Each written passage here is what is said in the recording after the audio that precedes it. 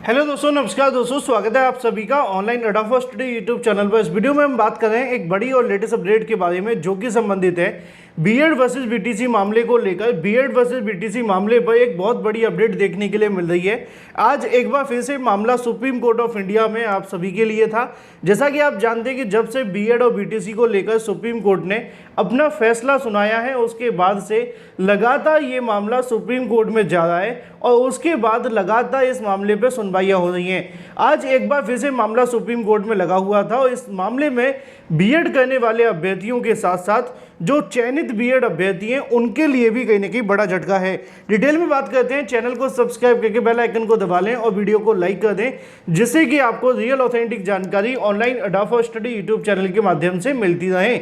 जैसा कि आप जानते हैं कि 11 अगस्त 2023 को सुप्रीम कोर्ट ने फाइनल फैसला इस मामले में सुना दिया था, जिसके बाद बीएड करने वाले अभ्यर्थी बाहर हो गए थे।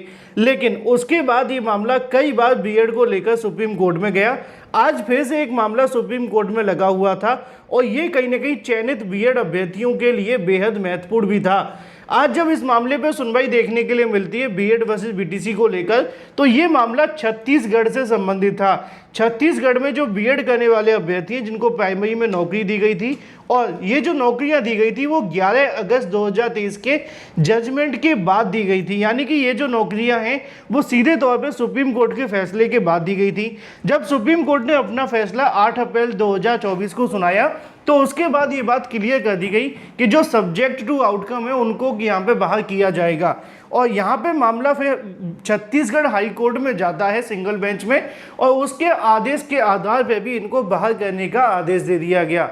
लेकिन राज्य सरकार ने इस ऑर्डर को अभी तक फॉलो नहीं किया। अभ्यर्थी सुप्रीम कोर्ट चले गए। सुप्रीम कोर्ट में जाकर जस्टिस सुधांशु धूलिया सर की बेंच के अंदर इस मामले पर सुनवाई होती है। और आज जब इस मामले पर सुनवाई होती है तो बीएड के सीनियर एडवोकेट अवेलेबल नहीं होते। यानी कि आप अंदाजा लगा लो, भविष्य के छात्रों के भविष्य का सवाल है और एडवोकेट वहाँ है नहीं है।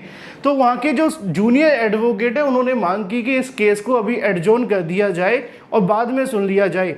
तो ऐसे में जस्टिस सुधांशु धूलिया सर ने जो कहा वो महत्वपूर्ण है। उन्होंने कहा कि इस मैटर में सुनने के लिए ज़्यादा कुछ बचा ही नहीं है, क्योंकि ये मामला पहले ही हमने क्लियर कर दिया है और बीएड करने वाले अभ्यर्थी बाहर हैं। अब या तो वो सब्जेक्ट टू आउटकम है तो उनको बाहर करो, नहीं है तो उनको बचा करके रखो। तो इस पर बीटीसी अधिवक्ताओं ने कहा कि इनकी नौकरियां सब्जेक्ट टू आउटकम रखी गई हैं और छत्तीसगढ़ हाईकोर्ट ने पहले इस आदेश को दे दिया है कि उनको बाहर कर दिया जाए। तो फिर यहाँ पे सुप्रीम कोर्ट में एसएसएलपी का कोई मतलब ही नहीं बनता। और इस बात के साथ में उन्होंने इस बात को क्लियर कर दिया है कि जो चयनित बीएड अभ्यर्थियों को लेकर फैसला सुप्रीम कोर्ट ने दिया था वो उन्होंने आज का ऑर्डर भी लिखा दिया है। लेकिन उन्होंने कहा कि अगर बीएड के अधिवक्ता कुछ कहना चाहते हैं तो उनकी बातों को सुना जाएगा, लेकिन ऑर्डर में कोई बदलाव नहीं होगा। यानी कि आज की तारीख में जजेस ने ऑर्डर लिख दिया है, लेकिन जो फाइनल सिग्नेचर है वो कल करेंगे। उम्मीद बहुत कम है कि चयनित बीएड अभ्यर्थियों को यहाँ से कोई राहत मिलेगी, क्योंकि जस्टिस सुधांशु धूलिया ने इस बात को क्लियर कर दिया है कि ये ऑर्डर पहले से ही सब कुछ क्लियर है, तो इसमें सुनने के लिए अब कुछ बचा नहीं है। तो यहाँ पे जो चयनित बीएड अभ्यर्थी जो छत्तीसगढ़ के अंदर थे इनको भी बाहर किया जा सकता है। हालांकि ये पहले ही टेक्निकली बाहर है, लेकिन इस मामले पर जस्टिस सुधांशु धूलिया से जो राहत की मांग की गई थी वो नहीं मिलने वाली है, ऐसा आज की सुनवाई के बाद लगा है। Thank you for watching this video.